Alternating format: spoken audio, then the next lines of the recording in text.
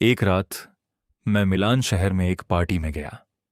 वहां मेरी मुलाकात लगभग 40 वर्ष के एक बेहद आकर्षक व्यक्ति से हुई। उसके कपड़े इतने शानदार थे कि मेरी नजर बार बार उन्हीं पर जा रही थी।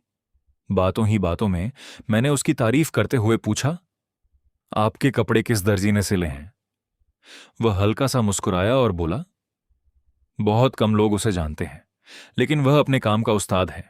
उसका नाम है अल्फोंसो कोर्टिचेला। उसका पता है विया फेरारा 17। मैंने उत्सुकता से पूछा, क्या वह बहुत महंगा दर्जी है? उस व्यक्ति ने जवाब दिया, शायद होगा, लेकिन सच कहूं तो मुझे नहीं पता। उसने ये सूट 3 साल पहले बनाया था और आज तक उसका बिल भी नहीं भेजा। ये सुनकर मुझे थोड़ा आश्चर्य हुआ। अगले ही दिन मैं उसी पते पर पहुंच गया। दरवाजा एक छोटे कद के बूढ़े दर्जी ने खोला। उसके बाल काले रंग से रंगे हुए थे। मैंने उस व्यक्ति का परिचय दिया जिसने मुझे उसका पता बताया था और उससे मेरे लिए भी एक सूट सिलने का अनुरोध किया। दर्जी ने बड़े ध्यान से कपड़ा चुना, मेरे नाप लिए और कहा कि फिटिंग के लिए वह स्वयं मेरे घर आएगा। जब मैंने कीमत पूछी तो उसने मुस्कुराकर कहा, अभी इसकी कोई जल्दी नहीं है। उसकी बात तो बहुत विनम्र थी, लेकिन न जाने क्यों उसके चेहरे की मुस्कान मुझे कुछ अजीब लगी। घर लौटते समय मेरे मन में एक अजीब सी बेचैनी बनी रही। करीब 3 सप्ताह बाद सूट तैयार होकर मेरे घर आ गया। मैंने शीशे के सामने पहनकर देखा। सूट सचमुच बेहद शानदार था। उसकी सिलाई और फिटिंग कमाल की थी, फिर भी न जाने क्यों मेरा मन उसे पहनने का नहीं हुआ। कई सप्ताह तक वह सूट अलमारी में ही टंगा रहा। फिर एक दिन अप्रैल के महीने की बरसाती मंगलवार की सुबह मैंने आखिरकार वह सूट पहन लिया। ऑफिस पहुंचने के कुछ घंटों बाद मैंने आदतन अपनी जैकेट की दाहिनी जेब में हाथ डाला। आमतौर पर मैं उस जेब में कभी कुछ नहीं रखता था, लेकिन इस बार मेरी उंगलियों को अंदर एक कागज का टुकड़ा महसूस हुआ। मैंने सोचा शायद दर्जी का बिल होगा, लेकिन जब उसे बाहर निकाला तो मेरी आंखें फटी की फटी रह गईं। वह 10,000 लीरा का एक असली बैंक नोट था। मैं हैरान रह गया। मैंने उस नोट को कई बार ध्यान से देखा। क्या यह नकली था?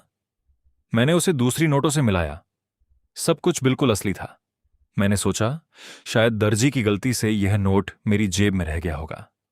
मैं उसे लौटाने के लिए पत्र लिखने ही वाला था कि अचानक मैंने फिर से उसी जेब में हाथ डाला। इस बार फिर मेरी उंगलियों को एक और नोट मिला। मैं घबरा गया। अभी कुछ क्षण पहले तो जेब खाली थी। मैंने दूसरा नोट निकाला, फिर तीसरी बार हाथ डाला। तीसरा नोट भी निकल आया। अब मेरा दिल तेजी से धड़कने लगा। क्या सचमुच यह कोई चमत्कार था? मैं तुरंत ऑफिस से घर लौट आया ताकि अकेले इस रहस्य को समझ सकूं। घर पहुंचकर मैंने दरवाजे बंद कर दिए और बार बार जेब में हाथ डालने लगा। हर बार एक नया नोट निकल आता। जेब कभी खाली ही नहीं होती थी। मैं लगातार नोट निकालता रहा। आखिरकार जब यह सिलसिला रुका तो मेरे सामने नोटों का एक बहुत बड़ा ढेर लगा हुआ था। मैंने उन्हें गिनना शुरू किया। कुल रकम थी 55 नहीं, 56 नहीं, पूरे 58 मिलियन लीरा। इतनी बड़ी रकम देखकर मेरी सांसें रुक सी गईं। मैंने सारे पैसे एक एक पुराने संदूक में छिपा दिए। अगली सुबह नौकरानी ने मुझे सूट पहनकर ही बिस्तर पर सोता देखा तो वह हैरान रह गई। मैंने किसी तरह बहाना बना दिया। फिर मैं बाजार गया और बिल्कुल वैसा ही एक दूसरा सूट खरीद लाया ताकि असली जैकेट को सुरक्षित छिपाकर रख सकूं। लेकिन उसी दिन अखबार पढ़ते ही मेरे पैरों तले जमीन खिसक गई। समाचार था कि एक बैंक की बख्तरबंद गाड़ी से अपराधियों ने 58 मिलियन लीरा लूट लिए थे। लूट के दौरान गोलीबारी हुई और एक व्यक्ति की मृत्यु भी हो गई। मेरे मन में पहली बार एक भयानक शक पैदा हुआ। क्या मेरी जैकेट से निकले पैसे उसी डकैती के थे? क्या मेरी दौलत किसी और की बदकिस्मती से जुड़ी हुई थी? मैं बहुत परेशान हुआ, लेकिन लालच अब मुझ पर हावी होने लगा था। मैंने उसी शाम फिर से जेब में हाथ डालना शुरू किया। इस बार मुझे 135 मिलियन लीरा मिले। अगली सुबह अखबार में एक और भयावह खबर थी।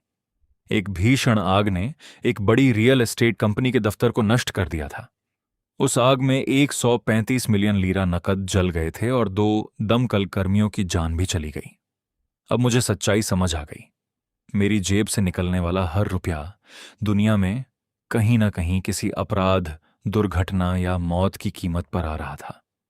फिर भी मैं अपने लालच पर काबू नहीं रख पाया। मैं लगातार पैसे निकालता रहा।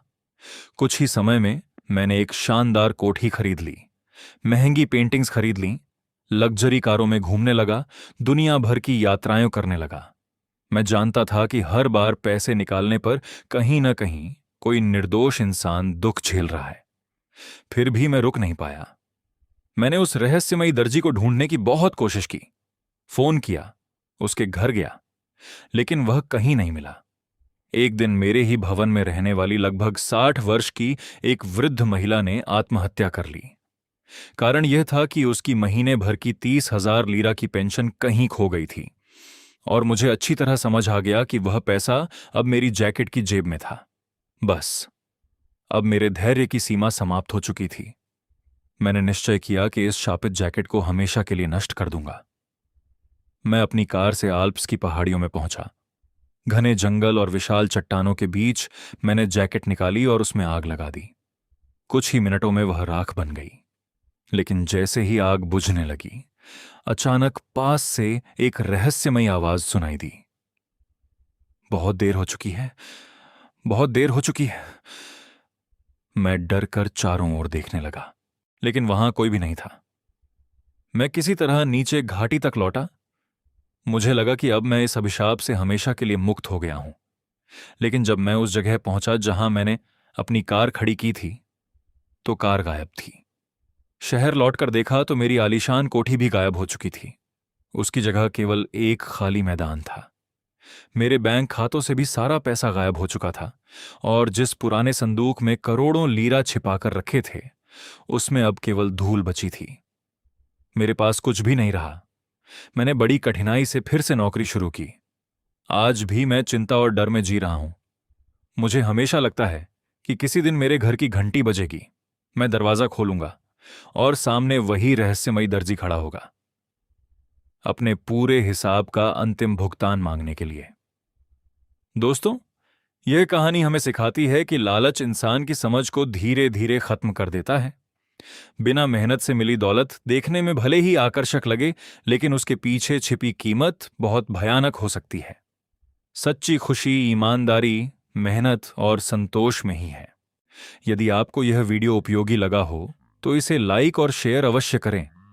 अगर आपने अभी तक हमारे चैनल टैगोर स्मार्ट लर्निंग को सब्सक्राइब नहीं किया है तो अभी सब्सक्राइब करें और बेल आइकन दबाना न भूलें। और यदि आपको यह वीडियो पसंद आया हो तो YouTube के हाइप फीचर का उपयोग करके इस वीडियो को हाइप भी करें। धन्यवाद।